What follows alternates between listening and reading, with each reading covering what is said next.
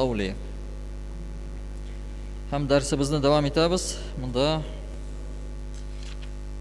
uğurlov degan temasi bor. Ha, baqa gunohlarni o'tamiz, aymi? Allah bersa, san bunda sira kela, farzning turmushi. Yarar gunohlarni öğrenip pishig'igali, öğrenip bitigali. Mana urlov masalasi. Nasıl urlov, nasıl urlashu? Endi tür bir gunoh ul. Urlov ul boshqalarning molin yoki aqshasin ruxsatsiz va yashirin ravishda olu ham o'zlashtiruv. O'zlashtiruv nasa ul? O'zingga, ya'ni meniki deb, aytma. Aytib, shu meniki. Ya'ni kishining ruxsatini olmaycha. Kishilarning molin urlovchi kishilarga da nechik deylar? Qaroq deylar, aytma? Qaroq. Qaroqlar bir ish ishlamaycha yengil yo'llar bilan kun ko'rishga tirishadilar. Ya'ni ter to'kmaycha, birasida ishlamaycha. Ashunday qarasang, aytma? Ularning aqllarin kullansang, aytma? Ular shu aqlni yaxshi bir yoqqa bursalar ya, aytma? Nihoyatda zo'r olimlar bo'lar ya. Amalkalar o'zlarining ilmlarini nashar yoqqa yo'naltganlar. Ko'pmi приспособление aytma o'ylab chiqaralar. Onun uchun bosh kerak. Onun uchun aql kerak. Ular shutlaylar, aytma? Öğrenalar. Anda praktik ular psixologlar deymi? Yani bir ko'p tür professiya ularning narsani qo'llanalar, aytma? Yaxshi yoqqa qo'llansang, bir ko'p foyda ko'rga bo'lar. Amerikalılar nishlab turani tilamaylar. Ular yengil yo'llarni tilaylar. Alding, urlading, shu kisiga solib qo'ydim. Meniki. Ham albatta ular o'zlarini baxtli deb his etsalar-da, ular baxtsizlar. Ne uchun baxtsizlar? Baxtsiz chunki u aning har vaqtda bosh ishli, ya tutarlar, ya ko'rirlar, ya bilirlar, aytma? Bilgash, ko'rgash tutarlar ham o'tirtirlar. Shunda bir qo'rquv bor. U bari qo'rqa. Shumardan qo'rqa. Albatta u ani baxtli deb ayta olmaysan. Shunda qo'rquv ichida yashagan kishi ham endi boylikda yashasa-da, u shu qo'rquv angrda yashaydi. U har vaqtda qo'rqa, na kelirlar da olib ketarlar. Ham Alloh taolo albatta Qur'onda da aytgan, ham urlovni tiygan, ani haram qilgan. Bunda aytiladi Baqara surasining 188-oyatida ham Nisa surasining 29-oyatida. Mana ham urlov albatta u kimningda bo'lsa aqshasin va molin haqsiz ravishda o'zlashtirugina tugil. Tamam. Urlov tag'in endi bo'lar. Masalan, kimitib o'lchov, ayma? Sotuvchi kishi nasadir o'lchay, kamitib o'lchay. U da urlovga sanaladi. Yoki shamasiz, ayma, haqin orttirib, natigi bo'lar bitanda hollar, masalan, u bir qayta bo'lmay, angarda bor. Angarda bo'lgan shu haqni nechik tili shular qo'ya. Ayma? Masalan, bir yilning nasa aytganlar, bir tagi so'z chiqardilar da to's bitadib, ham kibitlar haqni mashallah ko'p millata orttirganlar, ayma? Ansida yaramay. Tagi ansida urlovga kira. Yoki masalan tez vaqtda ko'p aqsha ishlash uchun miltiq bilan yoki bir qurol bilan kibitdanmi, bankadanmi, kishidanmi, ayma, tegi kishlab olda urlovga kira.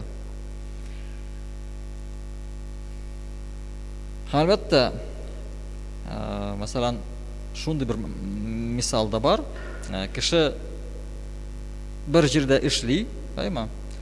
Anda bit qurollar da bor, material da bor, nasadir bor ishlagan yerda. Ham shuni da o'z manfaatini qo'llanu, ya'ni ish uchun tugil, хужасыннан сұрамыйша, мәселен директордан сұрамыйша, шушы әйберне үз мәнфәгатенә куллану. Ансы да урлауга керә. Беләсезме? Яни анда да бу бит безнең әйберебез түгел. Безнең материал түгел. Әгәр рөхсәт алсак, хужасы рөхсәт бирсә, кулланырга була. Әмма ләкин рөхсәт алмыйча, аннан берсе дә алып чыгып китеп булмый, һәм аны кулланып та булмый. Чөнки рөхсәт юк. Бу безнең әйбер түгел. Безнең корал да түгел. Шул ук шук эшне әйтсәк, нәрсә шук эш? Бер әһәмият бирмәй, аны алып үзенә кулланырга була кеше, әмма ләкин юк. Анда да шушы шук эшне кулланыр өчен дә рөхсәт кирәкле. Шушы шук эшнең хуҗасының рөхсәте кирәкле. Әгәр рөхсәт бирсә, куллана алабыз. Рөхсәт бирмәсә, кулланып булмый. Чөнки Алла сакласын, син аны алдың, бәлки ул ширк булгандыр, менә ватылырга торгандыр. Но син кулландың һәм син ваттың. Җаваплылык кемнең өстенә төшә? Синең өстенә төшә. Чөнки син алдың аны, рөхсәтсез алдың, һәм ваттың син аны. Һәм син җавап тотачаксың. Һәм шундый әйберләр булмас өчен шәригать, ягъни Аллаһ Тәгалә шундый шәригатьне безнең өчен ясады. Ягъни һәр нәрсәдә рөхсәт булырга тиеш. Рөхсәт белән алып, кулланып кына кайтару. Һәм анда, әгәр син рөхсәт алып та син ватсаң, ул вакытта син белән сөйләшә аласың. Әйме? Какой-то бер уртам нигә килә аласың. Хуҗа әйтергә мөмкин ярар. Әйме? Була андый хәлләр, алар ватыла, сына, куркыныч түгел дип әйтергә мөмкин, һәм синнән берсе сорамас. Әмма ки син рөхсәтсез алдың икән һәм ваттың икән, всё. Анда ул ширк булдымы, булмадымы, сынык булдымы, булмадымы, анда уже берсе дә каралмый. Син шуның шушы әйбернең хакын биргә тиешсең ул кешегә. Яни син гаепле булачаксың. Һәм ул да гүнах итеп саналачак, ул гүнах булачак.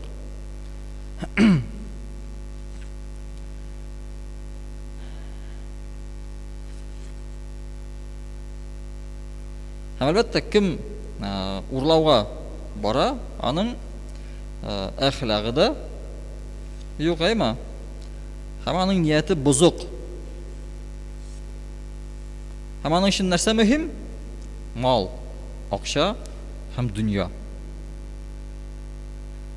Аның өчен шул мөһим. Мал алу, казану, дөньяда шу кыска бер тормышта рәхәт яшәү, аның өчен шул мөһим. Әлбәттә, шундый кеше урлауны харам итеп исәпләми. Харам түгел ди. Хәтта даже мөселманнар арасында шундый бер хәл ишетергә туры килә. Ул ни, кафир иде. Аның малын алу рөхсәт диләр. Гаҗәп нәрсә. Монда бит әйтелми шәригатьтә кафирдан алырга ярый дип, урларга ярый дип. Юк, шәригатьтә нәрсә урлау ярамый. Кем булса да, кешенең хакы бар. Ул аның малы. Һәм анардан алу, аның рөхсәт булмыйча алу харам безнең өчен. Ул мөселманмы, түгелме, Аллаһка ышанамы, юкмы, ул путларга табынамы, ансы безнең эшебез түгел. Без аның малына кул суза алмыйбыз. Без аның хакына кул суза алмыйбыз. Ул аныкы. Шәригатьтә андай нәрсәкә юк. Теге кафир булган кешенең әйберен урлау ярый дип. Андай юк. Шуның өчен үзебезне сакларга тиешлебез. Һәм әлбәттә, безнең тормышта инде дәүләтләр дә шундый законнар чыгара, ягъни каракларны җәзалыйлар. Ул теге бары тик шәригать белән, шәригать кануны буенча түгел, һәм дөнья кануннары да шулай караган. Ни өчен? Чөнки урлашу ул җәмгыятькә бик күп зыян китерә. Бик күп зыян китерә. Һәм беркемнең теләге юк шунда, эшләп алган нәрсәне югалтасы килми беркемнең дә. Шуның өчен теге дөнья кануннары да шуны карата, шуны карыйлар һәм җәзалыйлар. Әмма ләкин без иң күбрәк нәрсәдән куркабыз? Аллаһның җәзасыннан куркабыз, Аның җәзасы тагын куркынычрак. Әгәр бу дөньяда кешене җәзалыйлар ничек? Бары тик теге аны шиклиләр. Теге кайдыр бара алмый, нәрсәдер эшләй алмый гына. Аллаһның җәзасы куркыныч. Ул o't bilan jazolay.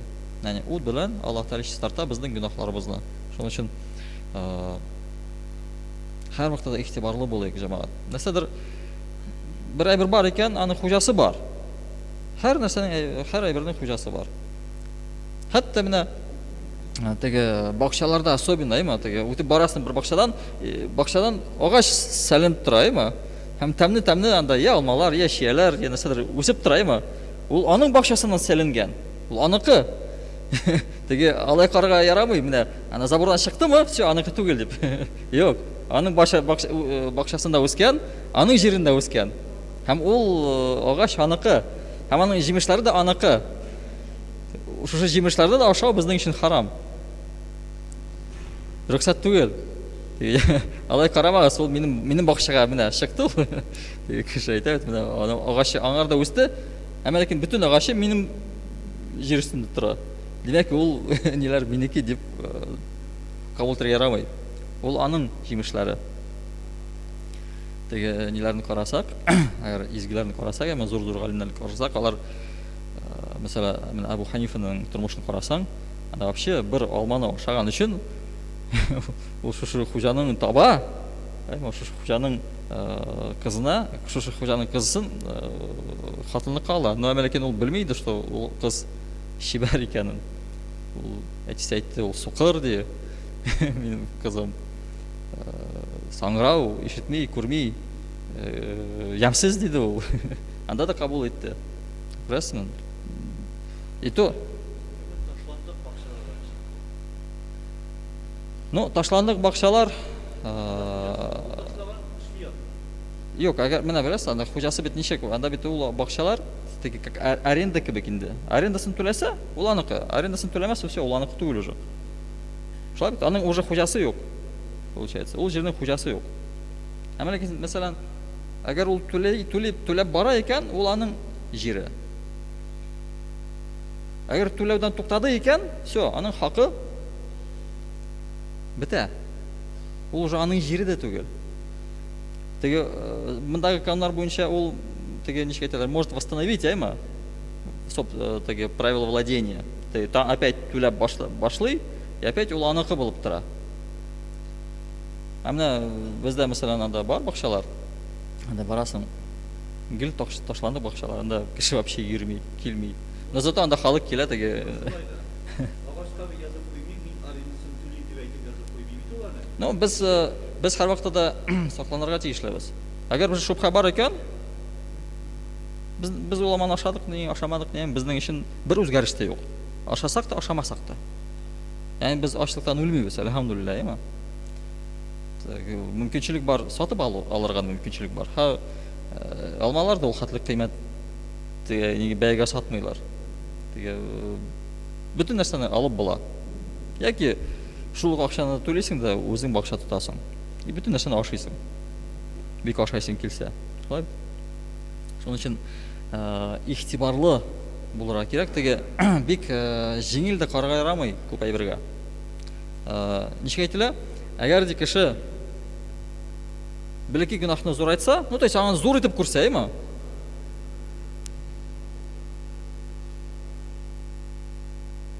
Alloh taolo gunohni yuvib.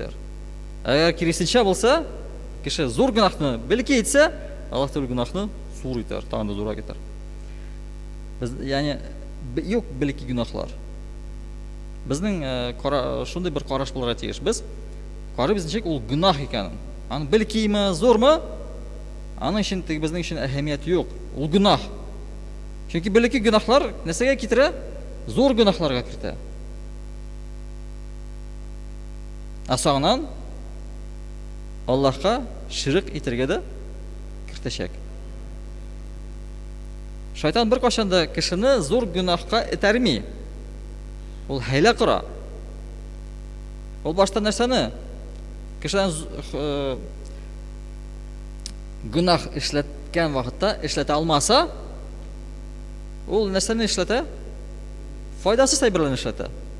Na foyda keltirmay turgan aybirlarni ishlata sendan. Mana shu ishdan senga foyda yo'q. Ziyon da yo'q, foyda da yo'q. Ham sondan boshli.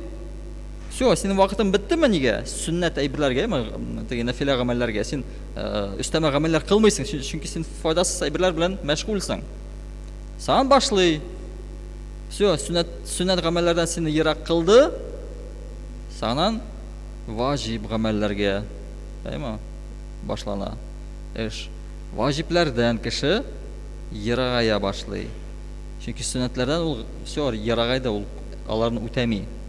Ваҗибләрне үтәми башлаган вакытта шайтан инде фарызларны, әйме?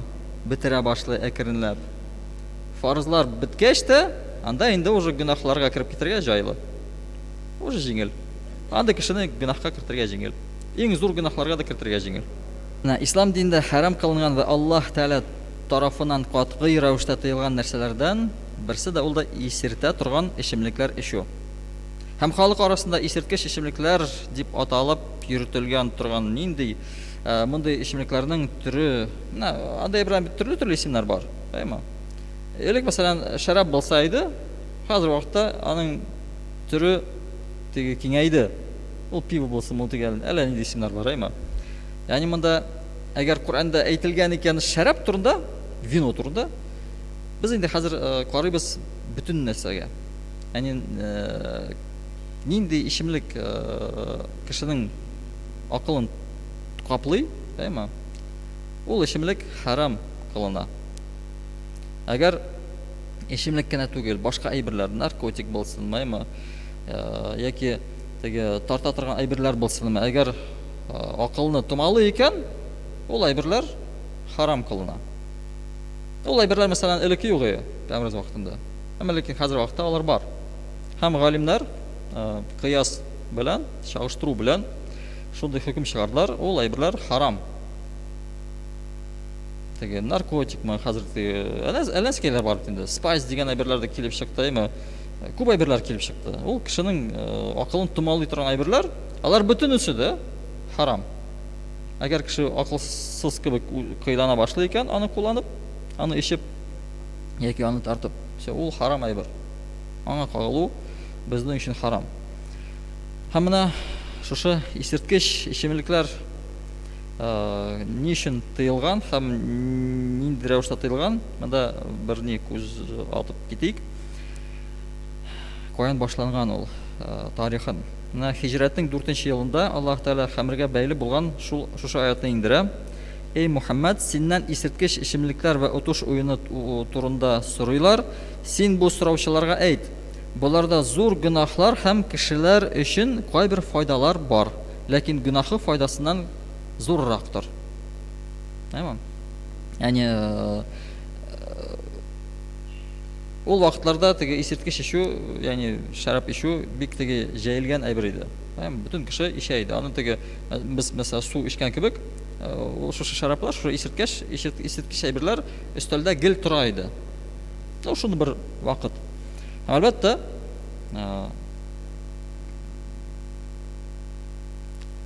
сразу тыйып булмый бит кешеләрне, әйме? Анда кешеләрне. Һәм Аллаһ Тәала 3 аят белән тыя башлый. Һәм әлбәттә, шушы кешеләр, ягъни мөселманнар, аларның араларында мөселманнар да бар иде, әйме? Һәм шушы аят ингәч, алар шушы аятны ишеткәч, бик күп мөселманнар исерткеч ишемлекләрдән тыелды. Әйме? Әмма ләкин әлбәттә бөтенесе түгел. Менә аятны карадылар, һәм анда нәрсә күрделәр? Зыянлы әйбер күбрәк. Гөнаһы күбрәк. Файдасы да бар диде Аллаһ Тәала, ләкин зыяны күбрәк сезнең өчен. Гөнаһ күбрәк диде. Һәм шуның өчен шуны ишетеп, бик күп мөселманнар шушы исерткеч әйберләрдән ваз кичте. Һәм бераздан соң Пәйгамбер саллаллаһу алейһи ва салламның иптәшләреннән берсе, Абдурахман ибн Гауф, бер мәҗлес җыйды һәм өстәлгә исерткеч ишемлекләр дә куйды. Кунаклар шактый гына исергәннәр һәм шул хәлләрдә ахшам намазын укырга керешкәннәр. Имам булган кеше исерклек белән Кафирун сурасында саташты. Һәм бу вакыйгадан соң яңа аят төшерелгән. Һәм анда шушы рәвешле буйрган. Бу Ниса сурасының 43-нче аятында Аллаһ Субханаһу ва Тааля әйткәндә: "Эй мөэминнәр, ни әйткәнегезне белмәгән кадәр исерек булган хәлдә намаз укымагыз" дигән. Ягъни анда теге тагын әз булса да бер тыю килеп чыкты. Намазга басмагыз, исерек килеш.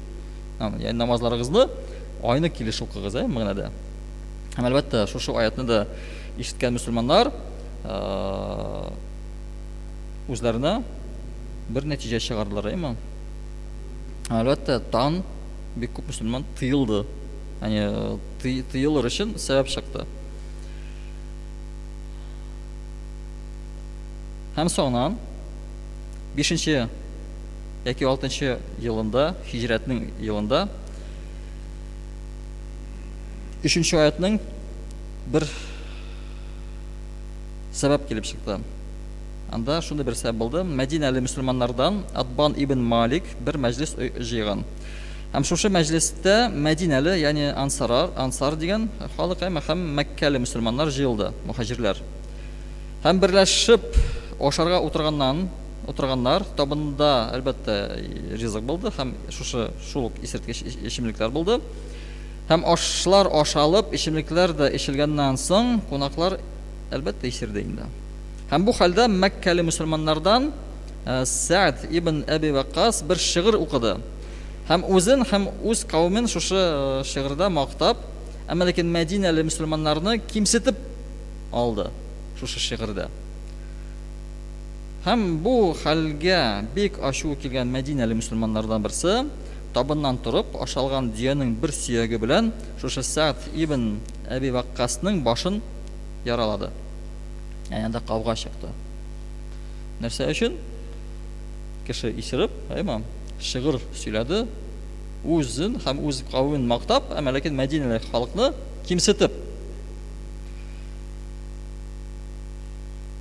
Һәм шул вакытта Сәд ибн Әби Ваккас Пәйгамбәргә саллаллаһу алейхи ва салламга килеп, бу кешегә шикаят иткән. Һәм менә шушы вакыйгадан соң Хәмер турындагы соңгы аят иңдерелгән. Мәидә сүрәсенең 90-нчы аятында. Анда әйтелгән: "Эй мөэминнәр, исерткеч ичемлекләр эчү, отыш уеннар уйнау, гыйбадәт өчен куелган сыннар, отыш уены өчен ясалган уклар шайтанның гамәлләреннән булган пычрак эшләрдер. Алардан сакланыгыз, бәлки дөнья ва ахират бәхет сәгадәтенә ирешерсез" диде. Ягъни шушы аят белән Аллаһ Субханаһу ва Тааля харам кылды исерткеч ичемлекләрне. Бу соңгы аят. Ягъни шушы 3 аят килде. Ягъни һәрбер аят икенче шушы теге алдагы килгән аятның хөкемен каплады. Ягъни юк итте. Теге аятны укып, исерек килеш намазга басмагыз дигән аятны укып, аны кулланып булмый. Аның хөкеме юк. Биткән аның хөкеме. Менә 3-нче аят шушы алдан килгән 2 аятның хөкемен нулга чыгарды. Ни өчен Аллаһ Субханаһу ва Тааля, в принципе, без сәбәпләрне күрдек, ни өчен Аллаһ Тааля исерткеч ичемлекләрне харам кылды. Чөнки бик күп зыян, бик күп явызлыклар шушы ичемлек йөзеннән килеп чыга. Менә бит безнең бит телевизор, хәбәрләр шуның белән кайный. Телефонны ачсаң, анда хәбәрләр шуның белән кайный. Кемнедер үтергән, кем нәрсәдер эшләгән, нинди сәбәп аркылы? Исерек булган өчен. Аллаһ сакласын. Шуның өчен Аллаһ Субханаһу ва Тааля харам кылды шушы исерткечне, чөнки бүтән явызлыкның анасы, шушы исерткеч булып тора. Бүтән явызлыкның. Әйтеп булмый, аның бер файдасы бар дип. Әйтеп булмый. Теге әйтәләр менә 5 тамчы ичсәң, анда көнгә йөрәк өчен файдалы. Бит кеше бит 5 тамчы белән генә шикләнми. Шушы 5 тамчы янына целый 1 литр да кирип китә соңнан. Шуның өчен Аллаһ Тааля безгә харам кылды. Һәм Аллаһ Тааля харам кыла әйберләрне ни өчен? Безгә зыян булган өчен аңардан. Бүтән тыелган әйберләрне карасаң, теге нишкәлеп нитеп карасаң, нәрсә күрәбез? Шушы әйберләрдән безгә зыян бар. Исерткечне алсаң, зыян бар, анда урлау дисәң дә, бүтән нәрсәдә зыян бар. Әмма ләкин Аллаһ Тааля безгә әмер итте нәрсәләрне безнең өчен файдалы әйберләрне. Аллаһ Тәала безгә әмер иткән намаз укырга, намазның файдасы бар. Бары тик ахират өчен генә түгел, бу дөнья өчен дә намазның файдасы бар. Ойлап кына карагыз, кеше көнгә 5 тапкыр физарятка ясый, әйме? Кем кайсы кеше торып та шундый разминка ясый? Бик сирәк кешеләр анда, әйме? Торып, җуынып, физарятка ясып, эшкә бара. Анда кешеләр сирәк. Булсалар да алар сирәк. Әмма ләкин мөселман кеше шулай. Мөселман кеше ул иртән тора, тахарат ала, әйме? Жуына, паклана, намаз укый, һәм эшкә китә. Нинди хәлдә эшкә китә? Яхшы, әйме? Теге ни белән, ничек настроениесе бар. Чөнки жуынган, пычакларны чистаткан, әйме? Канның йөришен яхшылаткан, шушы намазларны укып. Һәм аның настроениесе бар. Аллаһ Тәала әгәр безгә кушкан икән ураза тотырга, уразаның да файдасы кем өчен? Әлбәттә үзебез өчен. Аллаһ Тәала бездән сорый шушы әйберләрне үзе өчен түгел. Без Аллаһ Тәгаләгә файда китерә алмыйбыз һәм зыян да китерә алмыйбыз. Шулай бит. Без нәрсәдер ясасак, үзебез өчен ясыйбыз. Үзебезнең файда өчен һәм зыян китерсәк тә, гөнаһ кылсак та, үзебезгә зыян китерәбез. Аллаһка зыян китереп булмый. Һәм шушы Рамазандагы уразасын да карасаң, ул уразаның файдасы шулай безнең өчен. Безнең өчен. Кешеләр күпме диеталар уйлап чыгара. Гаҗәеп. Әйме? Интернетта шулай интернетта ачасың, анда диета белән тулган интернет. Ачлык белән тулган, теге менә ничек диеталар тотарга. Күпме ниләр бар. Әмма ләкин Аллаһ Тәала безнең өчен уйлап чыгарды инде ул диетаны. Һәм мөкәммәл, то есть теге ничек әйтик, идеальный диета, әйме? Елга бер ай гына көндүз вакыттагы менә кояш торган вакытта син ашамыйча торсаң, всё, сәламәтләнәсең. Әлхәмдүлиллаһ. Ашказанын тыеп торсаң, шушы кояш булган вакытта, әлхәмдүлиллаһ, кеше сәламәтләнә. Һәм кеше өйрәнә нәрсәгә? Аз ашауга өйрәнә. Менә безнең хәзерге вакытта шундый проблем бар. Күп ашыйбыз. Бик күп ашыйбыз. Бу чынлыкта зур проблем. Элек андый проблема юк иде. Элек ачлык, теге ризык әз иде, анда проблема юк иде. Ә хәзер вакытта ризык күп, һәм кеше күп ашый. Һәм сәламәтлеккә бик күп зыян китерә үзенә. Һәм шуның өчен Аллаһ Тәала безгә әмер итте, әмер кылды. Һәм шушы уразаны. Менә безгә как раз шушы Рамазан аендагы ураза ярдәм итә шушы ачлыкны хис итәргә. Мин уйлыйм, Рамазан булмаса иде, без ачлыкны белмәсек. Ачлык нинди улаймы, без аны аңламас идек. Әлхәмдүлиллаһ, Аллаһ Тәала Рамазан айны безгә бирде. Һәм шушы Рамазан ае булган өчен без ачлыкның нәрсә икәнен беләбез. Рамазан булмаса белмәсек. Без уйларык, бүтән кеше безнең кебек тук дип уйларык. Әмма ләкин әлхәмдүлиллаһ, ачлыкны беләбез, нинди ул. وآخر دعوانا أن الحمد لله رب العالمين.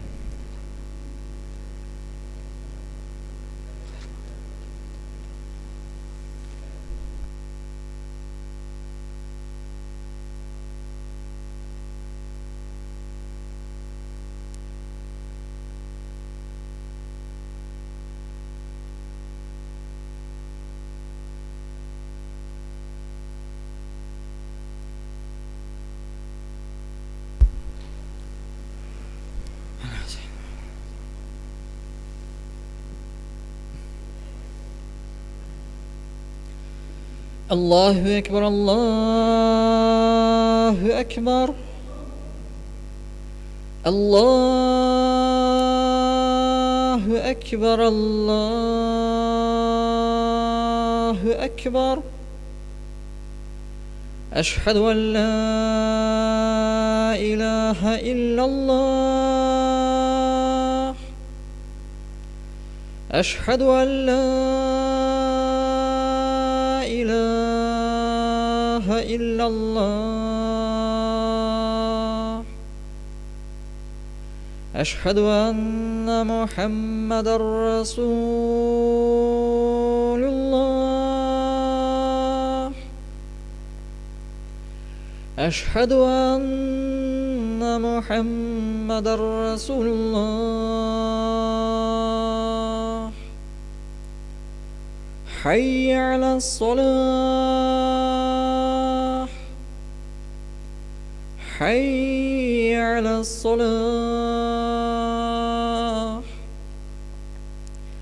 حي على الفلاح. حي على الفلاح. الله أكبر الله أكبر. لا إله إلا الله.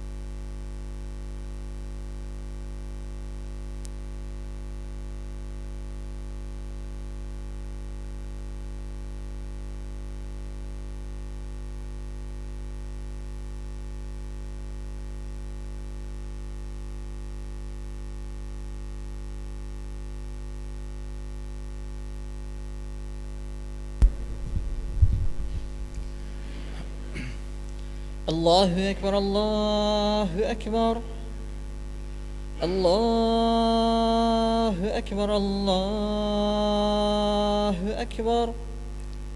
أشهد أن لا إله إلا الله.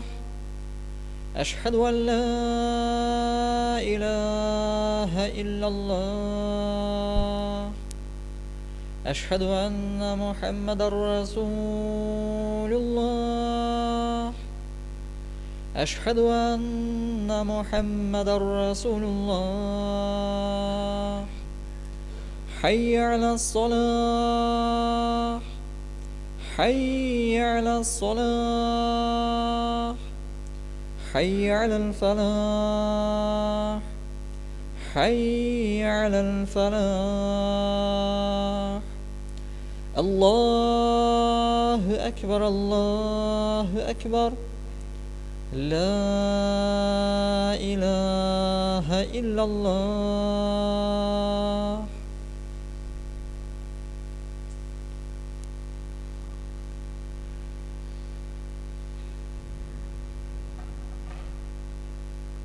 الحمد لله الحمد لله الحمد لله الذي هدانا للإيمان والإسلام وجعلنا من أمة محمد عليه الصلاة والسلام، وفضل الجمعات على سائر الأيام، كما جاء في الأحبار أن الجمعات عج المساكن والسيد الأيام.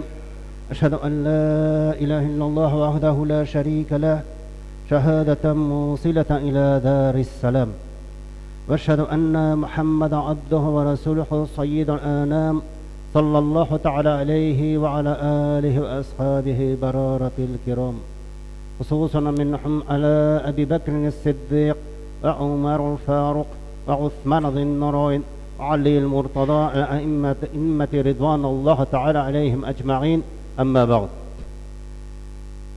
الحمد لله الحمد رب العالمين، والصلاة والسلام على رسوله محمد وعلى آله وصحبه أجمعين. Alemlerin Rabbisi, terbiyesi ve Allah Subhanahu ve Hak Teala etkin barcha sanalarımız, barcha maqtovlarımız, barcha şükranalarımız bulsaydı, hem de şu alemlerge de rahmet etip jiberilmiş Peygamberimiz Muhammed Mustafa sallallahu aleyhi ve sellem'ge de bizlerin yüreklerimiz türümüzden çıkan salavat şerifeleri bulsaydı, hem de şunun sonunda şu Allah'ın Cuma gününde, büyük gününde illenmeger Allah'ın kuşkanın farazını ütimdip şu Allah'ın yurtuna gelgen gayiz kardeşlerim, Müslüman kardeşlerim, sizlerini yeniden de Allah'ın büyük selamı bilen selamlar. Selamun aleyküm ve rahmetullahi ve berekatuhu. Allah'ın büyük selamı, rahmeti ve bereketi barşalarımızga bulsaydı, indi bu Cuma günlerimizde de Allah Subhanahu Teala barşalarımızga mübareklerden kılsaydı. Bismillahirrahmanirrahim.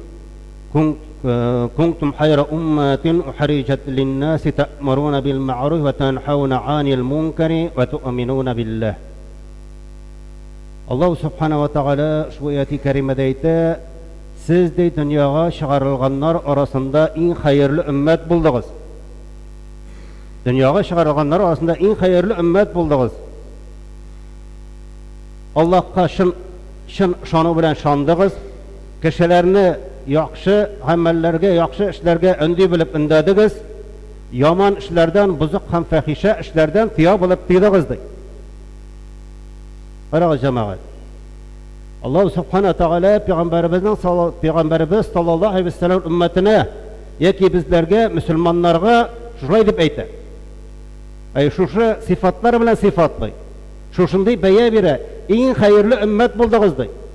Adam aleyhisselam'ı alıp kıyametgacha bulgan kişiler arasında, sizde çıkarılganlar arasında en hayırlı ümmet buldunuz. Çünkü siz Allah'a şanı bilen şandınız. Kişilerini yaman amellerden, yaman işlerden tiya bilip tiydiniz, yaxşı amellerge ündü bilip ündədiniz, ündüysüz.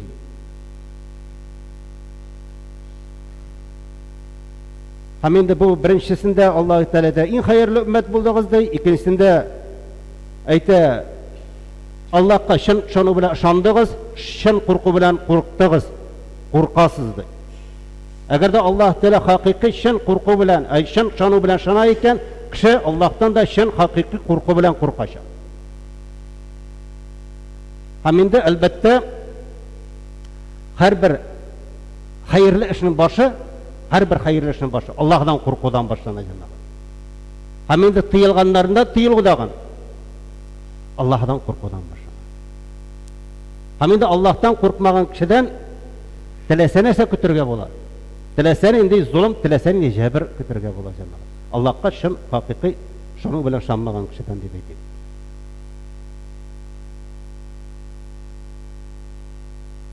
Һәм инде икенчедән Аллаһ Тәгалә әйтә, сез кешеләрне яхшылыкка өнди белеп өндәдегез. Яманлыктан тыя белеп тыйдыгыз ди. Бу безнең турында әйтә җәмәгать. Мөселманнар турында әйтә. Безнең дә эшебез шул кешеләрне яхшылыкка чакыру.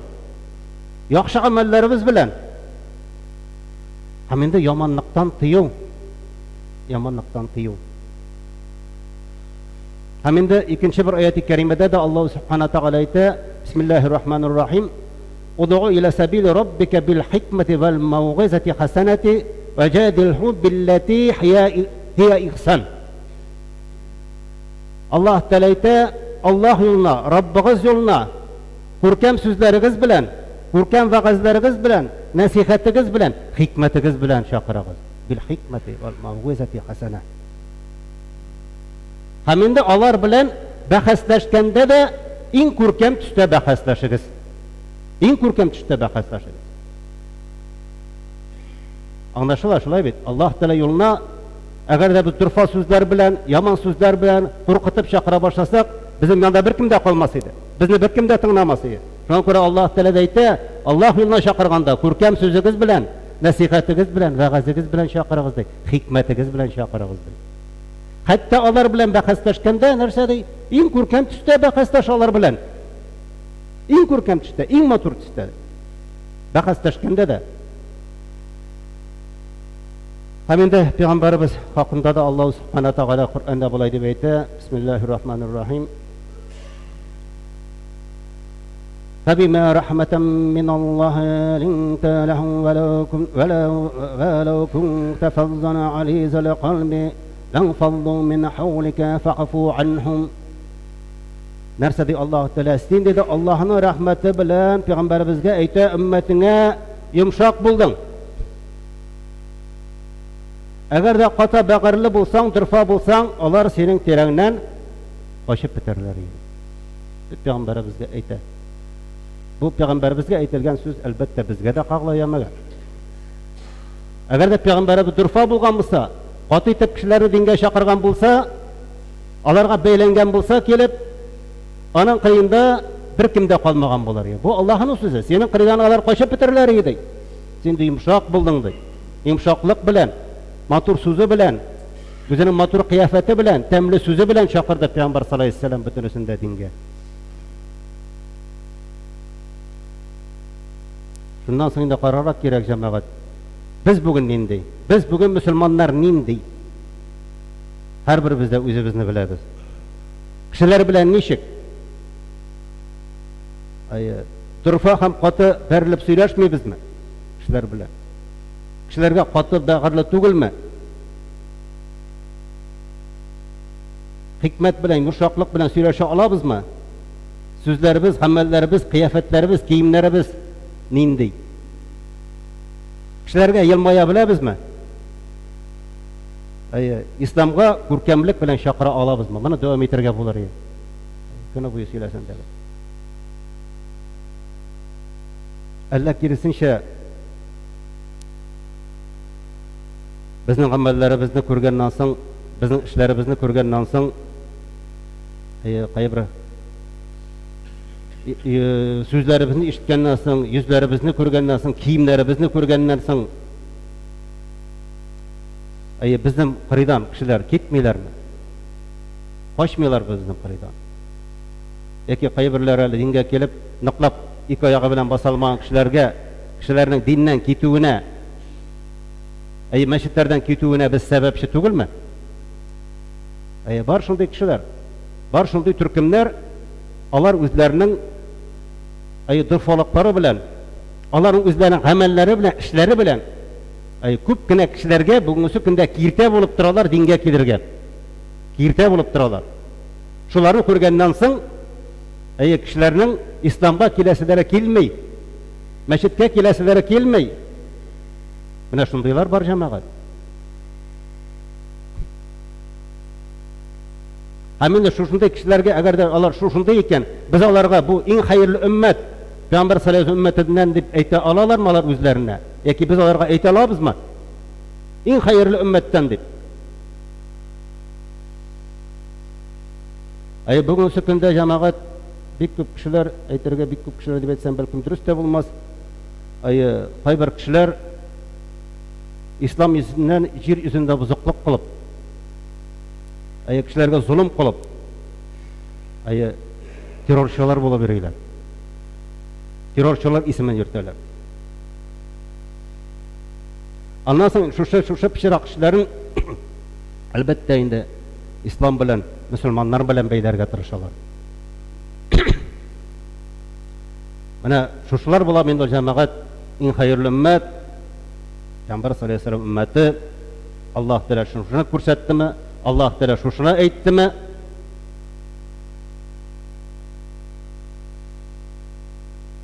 Şuşlar bulamında yaxşılıkka ündevçiler hem yomonlikdan tıyıvçılar. Yok cemaat.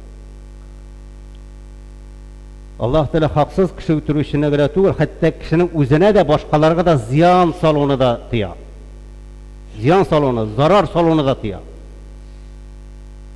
Amin de Kur'an-ı Kerim'de ayette Bismillahirrahmanirrahim وَلَا تَقْتَلُوا النَّفْسَ الَّتِي حَرَّمَ اللّٰهِ إِلَّا بِالْحَقِّ Ayette Allah Teala uturunu haram etken kişini haksızga uturma. Uturunu haram etken kişini haksızga uturma. Yaki senin bilen soğuşmagan, soğuş haletinde bulmagan kişilerini uturma. Hakkın yok. Bu Allah Teala'nın tıyığı yamagat, Allah Teala'nın sözleri. Kaya bir şakta kişilerin oturuğu için alarça fikirlemegen, alar bilen kilişmeyen kişilerini kafirge çıkarıp, onları sınırında aların kanları da, malları da halal degen fetvelerini çıkararlar. Hemen de zulüm kılarlar. Kişilerin de ötüreler, şular arasında Müslümanlar da var. Çünkü kaybireler aların fikirlerini tınlamağınga, alarga koşulmağınga, alarşa uylanmağınga, alar seni şunduk kafir deyip aytalar da, hemen de özlerine çıkargan fetva boyunca kafir kişinin malı da kanı da halal deyip aytalar. Hem ötüreler. Kim alarga sorağı var cemaat, kim alarga ruhsat bergen şunday fetva çıkargan? Kayan alganlar anday fetvani? Abinde şundan sonra Allah niçin ayta alalar? Biz Allah Teala'nın korkuşu en hayırlı ümmet, Peygamberimizin ümmeti deyip. Niçin ayta alalar? Niçin biz alarga ayta alabız? Niçin kişiler ayta alsan şulay deyip alarga?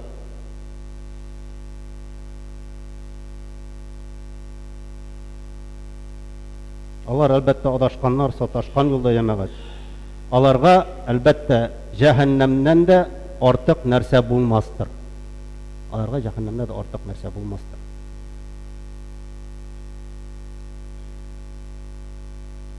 Şimdi aytib bittik şulay bit. Allah Teala kişiye özüne de başkaga da ziyan salonu da tıya. Ziyan salmağız. Teligiz bilen de kuluğuz bilen kagılmağızdı kişilerge. Şimdi soňky yıllarda biz görebiz sizin bilen cemaat terörçilerin tenlerine şartlatışlar beylep, ana şahit payışı deyip atıp, kişiler jıyılgan yerlerge kirip, birinde soğuş haletinde bulmagan, tanış halkını, katınlarını, kızlarını, balalarını, alalarını şartlatılar, özlerini de şartlatılar, alarını da şartlatılar. Şundan sonra bu kişiye şahit deyip etmekçi bolar. Şahit payışı taktan gelemez. Bu birinçiden kişi ötürü haksızga, bir kişigine tügül, köplep kişilerini ötüreler. İkinciden özü ötürü. Şundan da takbir bir de tügül.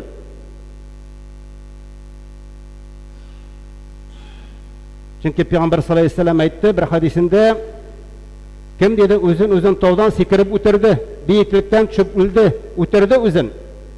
Ana cehennemde üstten atacaklar, ya ki biyiklikten atacaklar. һәм ул анда мәңге калачак ди. Бу бит минем сүзем түгел. Хәтта галимнәр сүзе дә түгел, Пәйгамбәр саллаллаһу алейһи ва саллям сүзе. Кем диде, ага үзен үзе үтерде. Аңа җәһәннәмдә агу ширтеп азаплаячаклар һәм ул анда мәңге калачак диде. Һәм инде кем диде, үзен үзе тимер белән кадап үтерде. Кылыч манда сөңгәмә нәрсә тей, тимер белән кадап үтерде.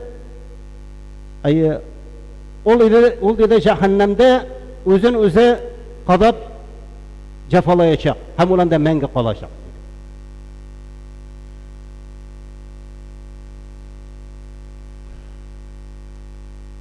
Әлбәттә җәмәгать үзен һәм башкаларны үтерүче ничек шаһид булсын да, ничек итеп җәннәткә керсен. Ничек итеп ул кешеләргә шуннан соң бу кешеләр иң хәерле өммәттән дип әйтеп була. Ничек итеп бу кешеләр яхшылыкка өндәүчеләр һәм янлыктан тыючылар дип әйтеп була.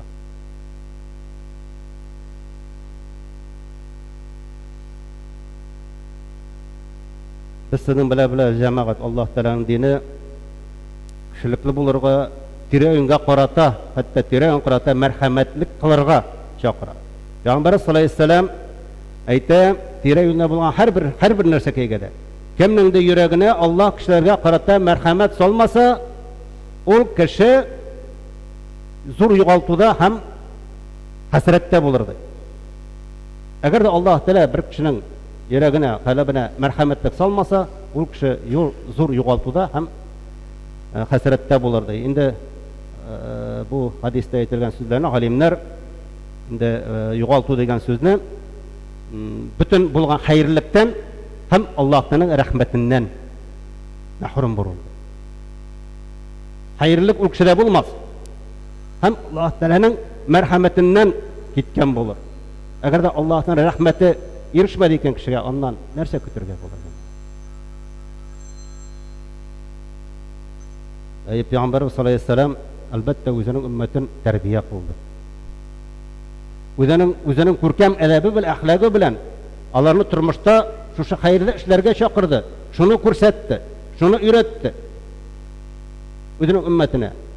Һәм инде башкалар белән ничек булырга өйрәтте. Башкалар белән, башка диндә булучылар белән, башкалар белән, башка милләтләр белән.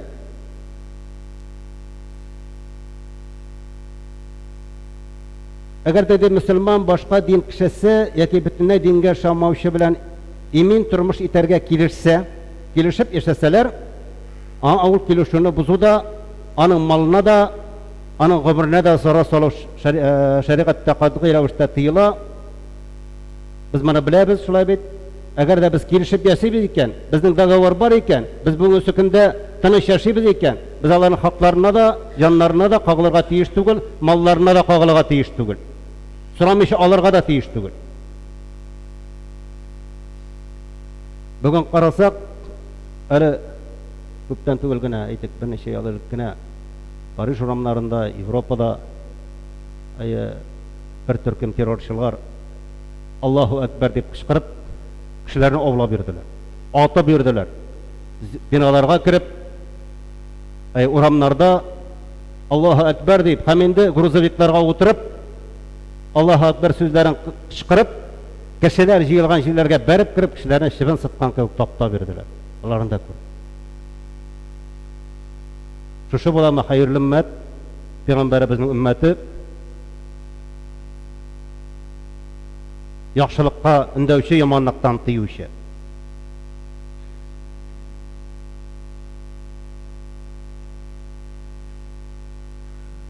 Бүгенге көндә без күрәбез, Европада да, Америкада да, безнең илебездә дә ничә милләт, ничә дин кешеләре бер дәүләт içендә үзара килешеп яшиләр, әлхәмдүлилләh.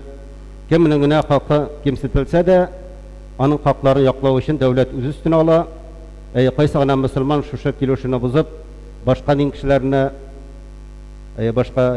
бер дәүләт içендә үзара килешеп яшиләр икән, кешеләрне хакларына терсә, аларны кимсетсә, аларны рәнҗетсә, аларның малларын сораусыз алса, йортларына бәреп кирсә, кыямәт көндә Пәйгамбәр саллаллаһу алейһи ва саллям мин кешеләргә каршы чыгачакмын ди.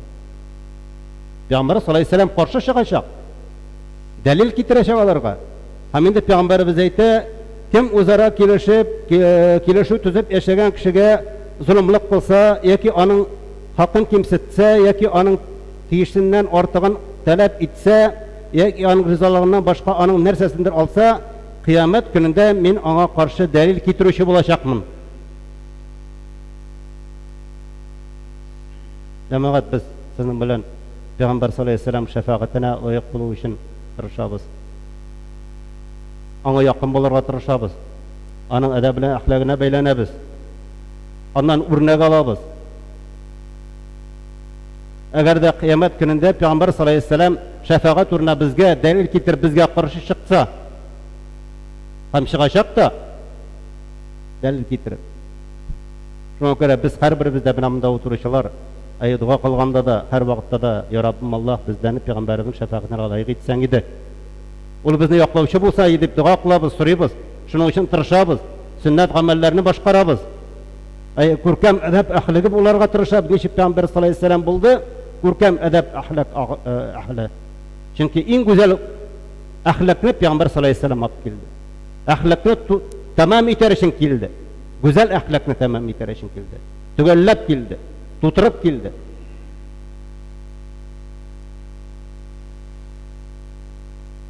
Payg'ambar sollallohu alayhi vasallam vaqtida da ondan so'ng kelishib yashagan xalqlarni davlat o'zining yoqlov ostiga oladi. Ul bugunda shulay. Ham endi Payg'ambar sollallohu alayhi vasallam bu turda aytdi, kim dedi kelishib tuzib Allohning aning elchisining saqlov ostida bo'lgan kishini o'tirsa, yoki ul dedi, aning bu kishi dedi jannatning isinde sezmez. Kelishuvda bo'lgan, islom yoqlov ostida bo'lgan, davlat yoqlov ostida bo'lgan kishini o'tirsa, ul dedi hatto jannatning isinde sezmez. Jannatning isi 70 yıl Irak, 70 yıllık yol Irak uzunluğunda isi kelip dururdu. Ol onun isinde sezmezdi cennet. Elbette endi şu belediyelerimizde de cemaat en birinci ol dini yoktan, dini ilimden bilmev, nadan bolu. Ol kişiler özlerin bir ilim sanıyorlar. Şu işlerge barganlar. Ama onlar nadan, bir katla ilimligine. Alimlerden yurak duruları, alimlerini tınlamavları. Bugün sükünde İslam Daesh deb atalgan yoki İslam ili deb e'lon etilgan, İslam davlati deb e'lon etilgan askarni bilamiz jamoat. Iblis askari deb aytadilar ama. Men tugul alimlar aytadilar. Mana shu askarga kim nindi alimlar qo'shildi? Kimlar ona bay'at berdi? Kimlar ularga erdi? Kim nindi alimlar ularni qo'pladi? Birsi de qo'plamadi jamoat. Birgina alimda qo'plamadi ularni. Şu Müslümanlar yaşayan şirliklerge berip girip, alarını tarımlar etip, alarga karşı çıkan kişilerinin sorak suygan şekilde başlarını kesip, alarını fotoğrafiyalara koyup, alarını bütün dünyaya foş eterge, alarga kim fetva verdi, kim ruhsat verdi?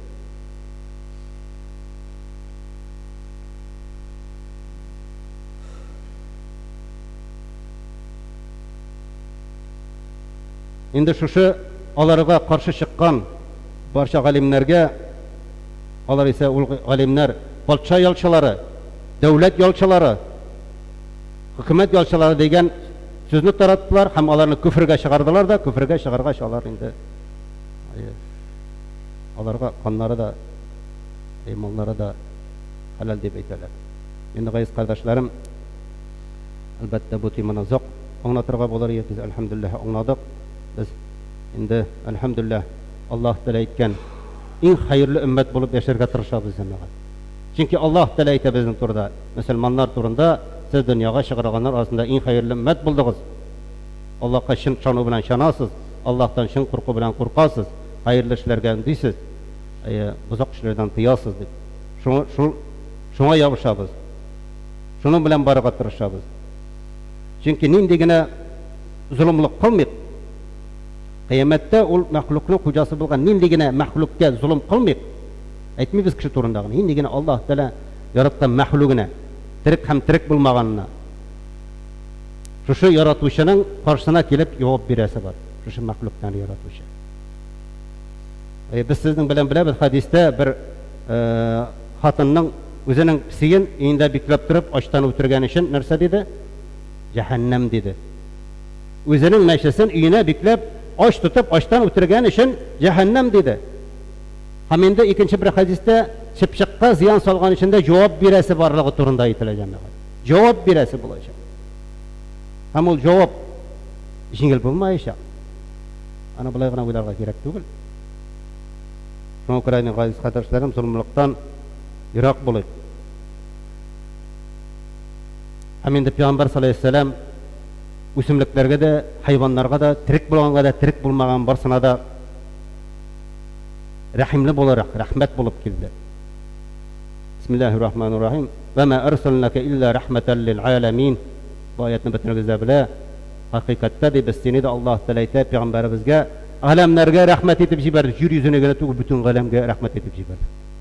Rahmet bulup kilgen Peygamber sallallahu aleyhi ve sellem şuna göre de indi Allah Teala deydi. Eğer de Peygamber'e rahmet edip jiberdiyken onun ümmeti de en hayırlı ümmettir. Şuna göre de Peygamber sallallahu aleyhi ve sellem'nin ümmetinden bularga nasip bulsun. Indi bigrekte Allah Teala'nın indi koşkanlar ötep, peygamberlerden tıyılıp, indi Peygamber sallallahu aleyhi ve sellem ümmetinden bulup, Peygamberimiz sallallahu aleyhi ve sellem şefaatine layık bulup, Allah'ın büyük nimetine, cennetine erişu her birimize nasip bulsun cemaat. Barakallahu lana ve lekum fil Kur'anil azim ve nefa'na ve iyyakum bil ayati ve zikril hakim innehu huvel gafurur rahim el cevedul kerim es sami'ud du'a.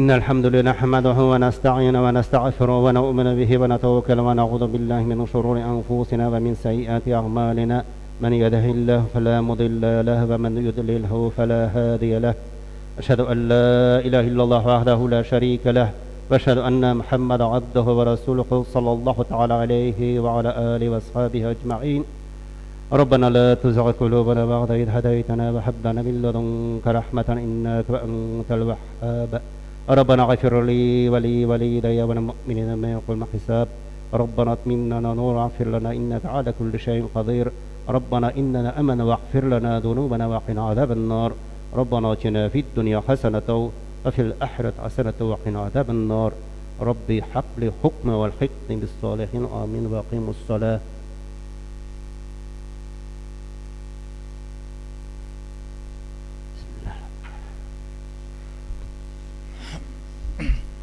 الله أكبر الله أكبر الله أكبر الله أكبر أشهد أن لا إله إلا الله أشهد أن لا إله إلا الله أشهد أن محمد رسول الله أشهد أن محمد رسول الله حي على الصلاة حي على الصلاة حي على الفلاح حي على الفلاح قد قامت الصلاة قد قامت الصلاة الله أكبر الله أكبر لا إله إلا الله.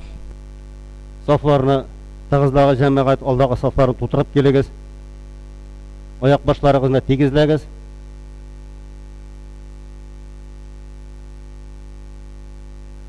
Endi inşallah Allah'ın rahmeti bilen cuma namazının 2 rekat farzını öterimiz cemaat.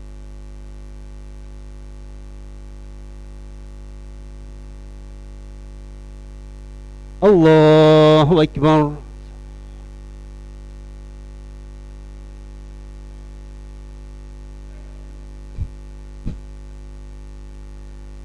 الحمد لله رب العالمين الرحمن الرحيم مالك يوم الدين إياك نعبد وإياك نستعين اهدنا الصراط المستقيم صراط الذين أنعمت عليهم غير المغضوب عليهم ولا الضالين.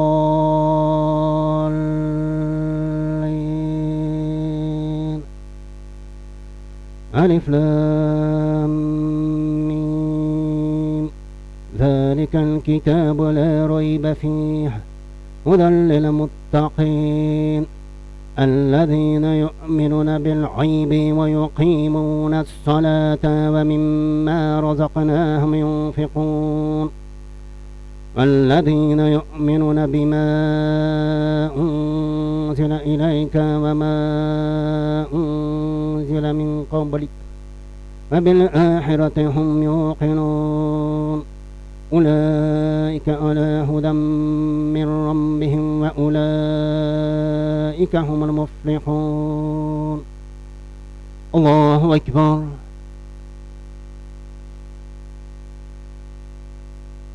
سمع الله لمن حمده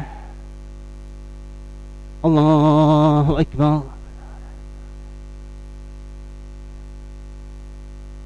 الله أكبر الله أكبر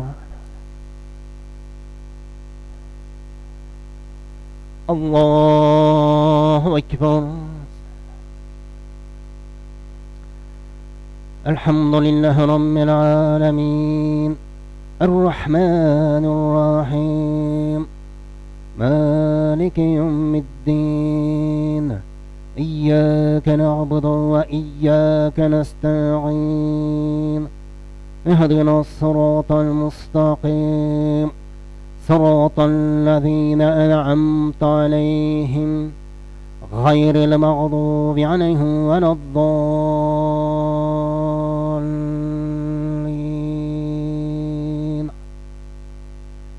ألم نشرح لك صدرك ووضعنا عنك وزرك الذي أنقض ظهرك ورفعنا لك ذكرك فإن مع العسر يسرا إن مع العسر يسرا فإذا فرغت فانصب وإلى ربك فارغب الله أكبر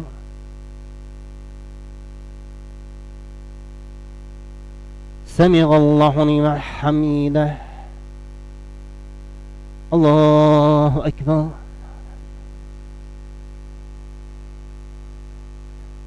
الله أكبر الله أكبر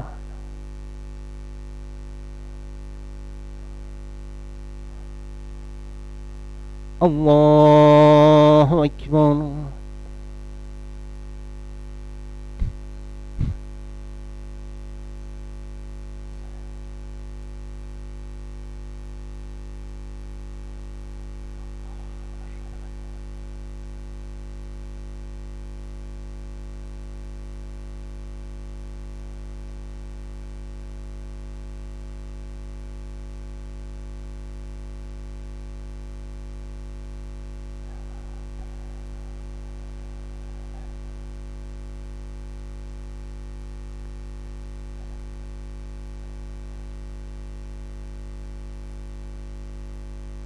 السلام عليكم ورحمة الله السلام عليكم ورحمة الله أستغفر الله أستغفر الله أستغفر الله اللهم صل وسلم.